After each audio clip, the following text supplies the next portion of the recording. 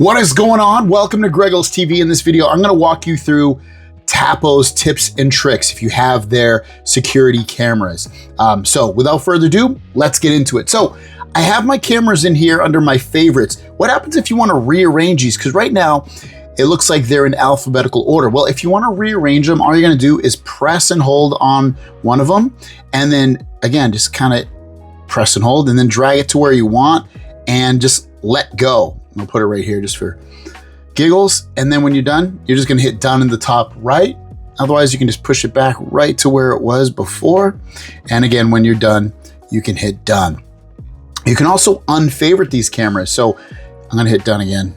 If you wanna unfavorite these cameras, press and hold so that they wiggle and just check the box. Like if you don't want one of these to be in your favorites, uncheck it. I would check it, I should say, and then hit unfavorite. You can also relocate them to different rooms. So this is my driveway camera. I can hit relocate and it's currently on my outside, but if I wanted, I could move it somewhere else. I could just tap on, for instance, front door.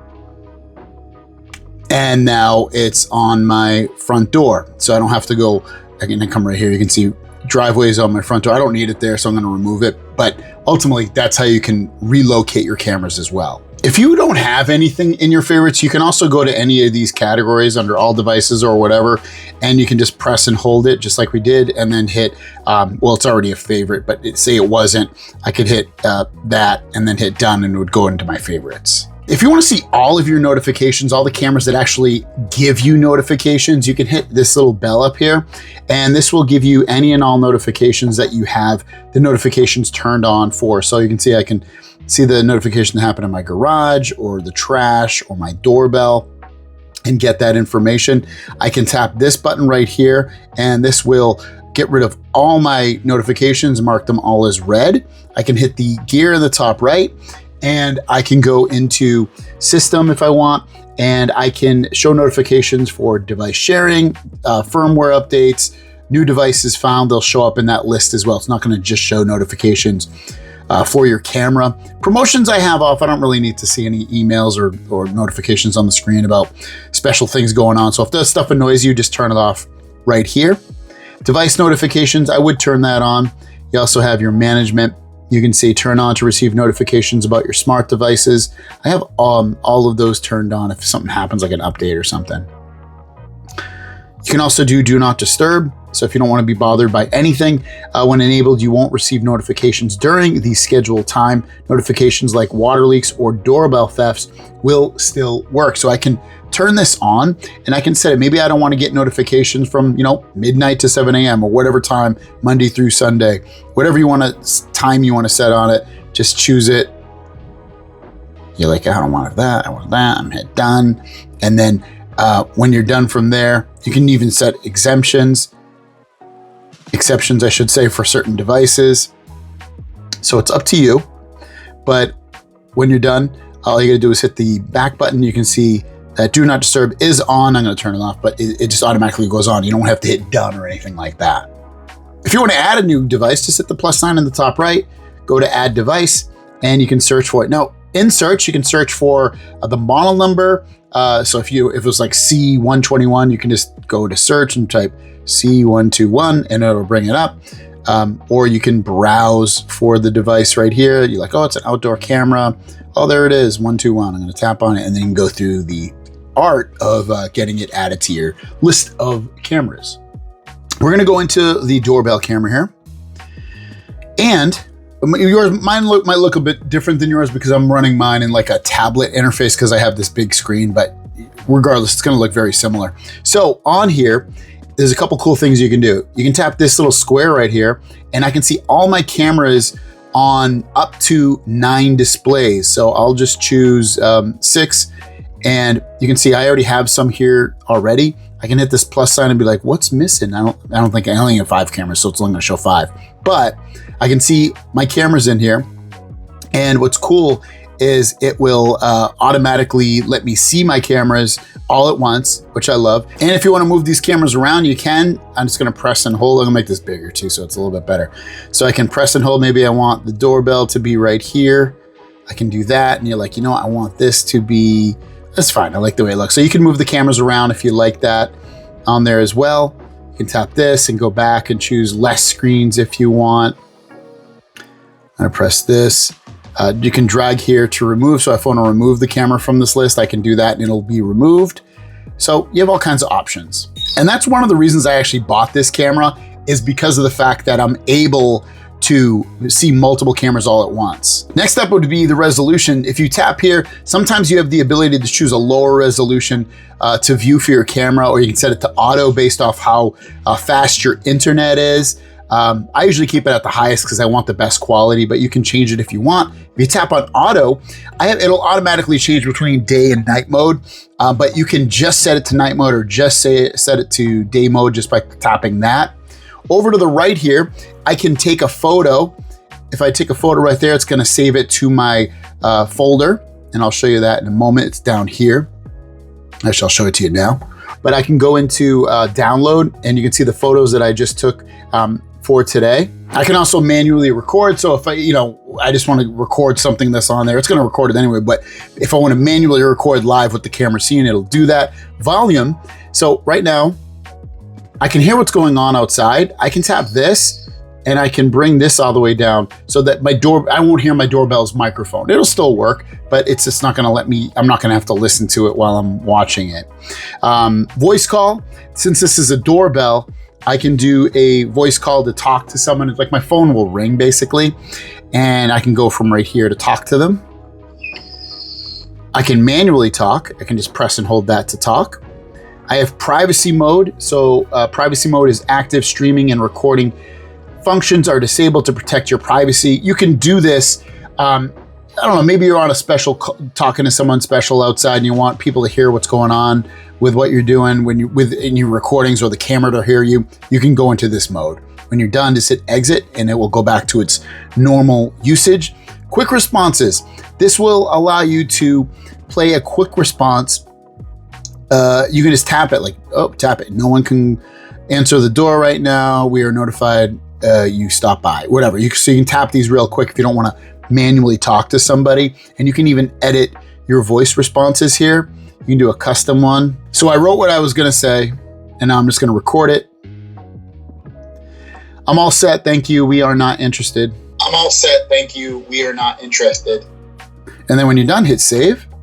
Next up, you'll have a light, and I'll go into some regular cameras. This is just the doorbell. Next, you got tag off. So basically, if it sees somebody or some object moving, it'll put like a tag around them so it's easier to see without you having to search for it. Maybe it's like a little mouse or a little cat or something like that. It will show you why the camera's recording it by putting a little bracket around that recording. I don't like seeing that, so I keep it off. You have light. If you go into light, this will turn a light on for the doorbell. You have Tapo Care. Tapo Care, you get 30 days free cloud storage with every camera. And I have 23 days left on this one. What this does for you, you can get weekly reports and rich notifications. Rich notifications are when you get a notification on your phone, it'll show a little thumbnail of what it saw. I love that, but unfortunately in order to get that, you have to pay for Tapo Care or use your free trial. Otherwise, you don't get rich notifications or a weekly report. But if you want to run these weekly reports, for instance, if you have it, you can just come in here and say, get started. And you will get a weekly report of any recordings and things like that it saw. I'm gonna tap again so that I can see my notification, my settings, I should say. I can tap into device info. I can change the name of my device. I can move the location, the time. I've got my Wi-Fi, the IP address, all that stuff on here if I wanna see it. If you wanna check if you have an update, go down to firmware version, tap on that and hit check for update. I have it on auto update, so it will just automatically update, but if you wanna manually check, this is where you do it. Continuing on in here, this runs on battery and power. I'm at 80% so far. I didn't charge it when I fully put it in, but that's why it's only at 80, but it is wired in. I have detection on here, set for all to see everything. And you can see wake up settings, how I have it set up. It'll wake up the camera if it notices a person, a pet. I don't need to see vehicles on there. Package detection as well, since it's my doorbell camera now. Detection type, and you can set detection zones if you want. set it for all, or just set it for each. Like for instance, if I wanted to set it for each, it'll set detection zones for people, person, and I can set how I want that to be. I don't do it though, because to me it's not needed, but you can set separate detection zones. You can go to event detected, and you can see your doorbell wakes up when movement is detected. I have it set to that, set to always on, so wake up is not necessary. It's going to give me better sensitivity, but if you wanted to, if you didn't have that always on, you can come in here and set it, your doorbell to start recording or be active during certain events, such as the doorbell being pressed or an event happening or wake up sensitivity. Also within this detection type, like people, I would recommend setting this to like 10 because especially if you know it's a doorbell, you want it to immediately know, and that's the most sensitivity you can get it. I do it to 10 on all of these things that I have turned on. I mentioned the doorbell, so I have it comes with a little chime, so I have it turned on. You can turn it off though if you don't want the doorbell ring to be on, but I don't know why you wouldn't. You can also choose different doorbell sounds right here, and you can hit play to the right to hear them. If you get a new chime, I have one, but you can buy more for like 20 bucks or so and plug them into different parts of your house. You can tap here and add the chime right here. You can add it by hitting the plus right there. When someone rings the bell, you can set up auto responses. I don't have these on. I don't think they're necessary, but if you wanted to turn them on, this is where you can turn on the auto responses if someone rings your doorbell. Anti-theft alarm. If someone's trying to pull off that doorbell, you can come in here, turn this on, and it'll make a noise so that they're scared about stealing it from you. Storage and recording. I have a 512 gigabyte card in there, so it locally records. This is my local storage. I can come in here and choose my storage location. You can see after inserting SD card, confirm the camera view and related features. But I can come in here and format the card if I want. I can see how much storage I have on. Loop recording, I would turn that on. It's going to overwrite any old storage, so you don't have to always keep deleting stuff. It'll just automatically delete it for you. Also, storage location, if I want to change that, I can change it from camera to hub if I had a hub. Record sound, I do like doing that. So when disabled, your camera will not record any sound. I want to hear the sound, so that's why I have that on. Clip settings. Now, if I didn't have always on there, you can reset the trigger times. Re-trigger, basically, it records something and then it waits a certain amount of time before it starts recording again. You can set that to 0 seconds or 5 seconds, whatever you want. I have a recording buffer, clip length up to 120 seconds. You can set a recording schedule if you want. Video and display.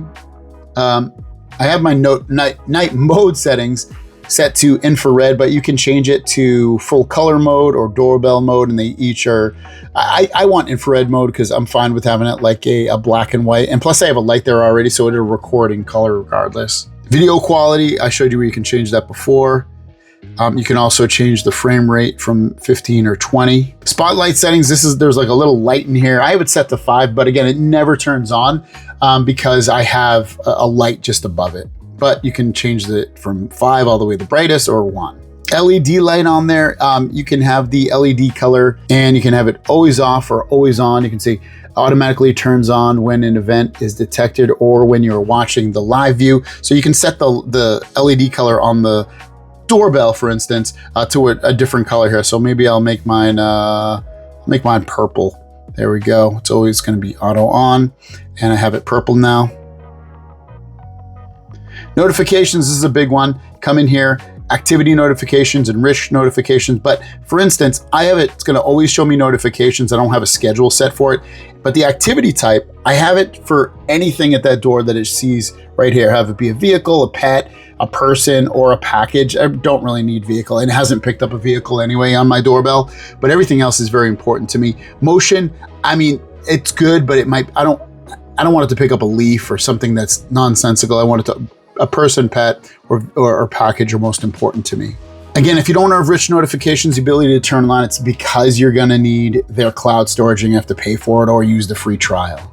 Still under device settings, you can share your device to somebody that's not in your household or whatever. You can tap share to invite your family members to manage the smart device together if you want, and just hit share and it'll give them access to it.